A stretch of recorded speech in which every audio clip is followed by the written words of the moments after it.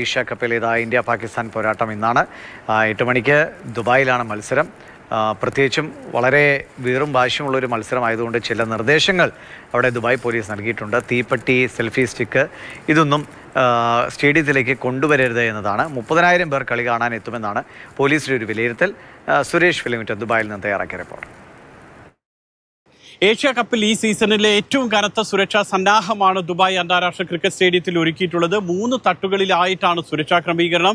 1 സ്റ്റേഡിയത്തിലേക്കുള്ള road, 2 stadium പരിസരം, 3 സ്റ്റേഡിയത്തിനകത്ത്. Dubai പോലീസും Dubai event security കമ്മിറ്റിയും ചേർന്നാണ് സുരക്ഷാ സന്നാഹം ഒരുക്കിയിട്ടുള്ളത്. പല തവണ ഇവരൊക്കെ തന്നെ യോഗം ചേരുകയും സുരക്ഷാ സംവിധാനങ്ങൾ വിലയിരുത്തുകയും ചെയ്തു. മത്സരം തുടങ്ങാൻ ഇനി വളരെ കുറച്ച് മണിക്കൂറുകൾ മാത്രമാണ് ശേഷിക്കുന്നത്. UAE സമയം വൈകിട്ട് 6:30 മത്സരം തുടങ്ങുമ്പോൾ അതിന് 3 മണിക്കൂർ മുൻപ് ഏതാണ്ട് ഒരു 3 മണി മുതൽ തന്നെ ആളുകളെ സ്റ്റേഡിയത്തിലേക്ക് പ്രവേശിപ്പിക്കും. സ്റ്റേഡിയത്തിലേക്ക് വരുന്നവർ തീപ്പെട്ടിയോ പടക്കമോ അല്ലെങ്കിൽ സെൽഫി സ്റ്റിക്കോ വലിയ കുടവയോ ക്യാമറയുടെ ട്രൈപോഡോ ഇങ്ങനെയുള്ള സാധനങ്ങളൊന്നും കൊണ്ടുവരാൻ പാടില്ല. പതാക കൊണ്ടുവരാം, പക്ഷേ കൊടിമരം അല്ലെങ്കിൽ കൊടിയുടെ വടി അത് പാടില്ല. അങ്ങനെയുള്ള കുറേ നിർദ്ദേശങ്ങൾ പോലീസ് ഇത്തവണ മുന്നോട്ട് വയ്ക്കുന്നുണ്ട്. ഇതിനേക്കാളൊക്കെ അപ്പുറമാണ് ഏറ്റവും പ്രധാനമായി എടുത്തു പറയുന്നത്. തർക്കങ്ങൾ പാടില്ല, വഴക്ക് പാടില്ല, ഏതെങ്കിലും വിധത്തിലുള്ള വംശീയ അധിക്ഷേപം പാടില്ല. 30,000 ദിർഹം വരെ പിഴയും അതോടൊപ്പം തന്നെ മറ്റ് ശിക്ഷാ നടപടികളും ഉണ്ടാകുമെന്നാണ് പോലീസൊക്കെ മുന്നറിയിപ്പ് നൽകുന്നത്. വലിയ സംവിധാനങ്ങൾ, സുരക്ഷാ സന്നാഹങ്ങളൊക്കെ ഒരുക്കിയിട്ടുണ്ട്.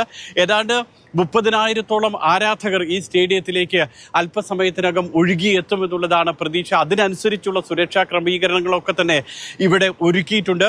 സ്റ്റേഡിയത്തെ സംബന്ധിച്ചിടത്തോളം ഇന്ത്യക്ക് വലിയ മുൻതൂക്കമുള്ള ഒരു സ്റ്റേഡിയമാണ്. ഇവിടെ ഇന്ത്യയുടെ ഒരു സെക്കൻഡ് ഹോം ഗ്രൗണ്ട് എന്ന് വിശേഷിപ്പിക്കാവുന്ന വിധത്തിൽ ഈ സ്റ്റേഡിയവും ഇവിടെ എത്തുന്ന ആരാധകരും അത്രത്തോളം ഇന്ത്യയെ പിന്തുണയ്ക്കാറുണ്ട്. കഴിഞ്ഞ 2 മത്സരങ്ങളിലും ഗ്രൂപ്പ് മത്സരത്തിലും അതോടൊപ്പം തന്നെ സൂപ്പർ 4-ലും പാകിസ്ഥാനെ തോൽപ്പിച്ചതിൻ്റെ ഒരു ആധികാരികത ഇന്ത്യൻ ടീമിനുണ്ട്. താനും ബാറ്റിങ്ങിലൊക്കെ നല്ല രീതിയിൽ തിളങ്ങി നിൽക്കുന്നുണ്ട്.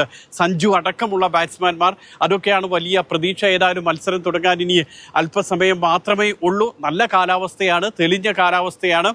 അതോടൊപ്പം തന്നെ ടോസ് കിട്ടിയാൽ ആ ടീം കൂടുതലും ബൗളിംഗ് തിരഞ്ഞെടുക്കുന്നതാണ് നമ്മൾ കണ്ടിട്ടുള്ളത്. ഈ സ്റ്റേഡിയത്തിൽ എന്താണ് നടക്കാൻ പോകുന്നത് എന്ന് കാത്തിരുന്ന് നമുക്ക് കാണാം. സ്റ്റേഡിയത്തിൽ നിന്നും മുഷീർ കൊടിയിലൊപ്പം സുരേഷ് വെളിമുറ്റം, മാതൃഭൂമി ന്യൂസ്.